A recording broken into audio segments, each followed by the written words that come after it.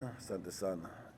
Nafikiri sisi tuko vizuri tumeanza maandalizi yetu baada ya kumaliza mechi yetu na Coastal.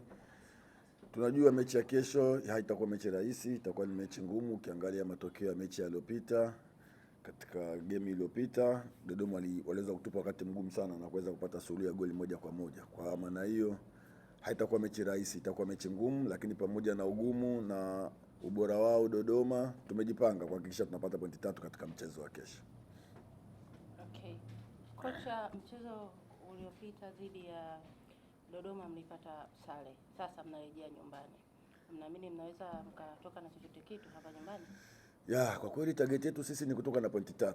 Japokuwa hazitakuwa pointi 3 za rahisi, zitakuwa ni ngumu na za kuvuta jasho. Kwa hiyo tumejipanga. Pamoja kwamba na ugumu, nimesema toka mwanzoni walitupa game ngumu sana katika mechi yao ya kwanza kabisa kule Dodoma, na mechi ilisha kwa suluhu. Tunalijua hilo, kwa hiyo tumejipanga kuhakikisha tunapata pointi 3 zote muhimu katika mchezo wa kesho. Shukrani sana kocha. Nakaribisha maswali kwa mwalimu. Nafikiri sisi tumejipanga kwa design yote utakavyokuja. Ukiangalia mechi ya kwanza walikuja na approach yao nyingi sana, ilikuwa ni kuweza kutuzuia sana sisi tusiweze kwenda golini kwao, kitu ambacho nafikiri wanaweza kaja na approach hiyo, lakini sisi tumejipanga kwa vyovyote watakavyokuja na approach yoyote na ugumu wao na ubora wao, tuhakikisha tunapata alama 3 katika mchezo wa kesho.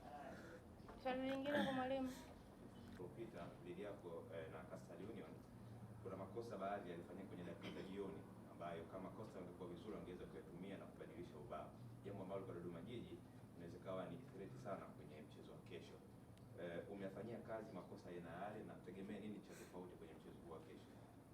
Nafikiri mpira ni mchezo wa makosa. Huwezi kucheza dakika 90 bila kufanya makosa. Kitu kizuri ni kwamba baada ya mechi lazima mfanye marekebisho. Yale makosa ambayo yalifanyika muweze kuyaondoa na yale mazuri muweze kuyaongeza zaidi. Kwa mimi nafikiri kwa makosa yaliyotokea katika mchezo uliopita tayari tumekwisha kuyafanyia marekebisho, na tuna session nyingine ya mwisho kabisa leo kuhakikisha yasitokee makosa kama hayo ambayo umeyaongea na kuweza kupata mafanikio katika mchezo wetu wa kesho.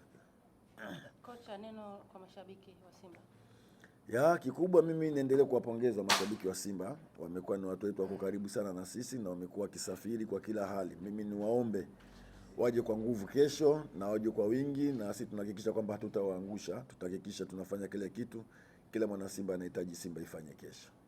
Shukrani sana kocha.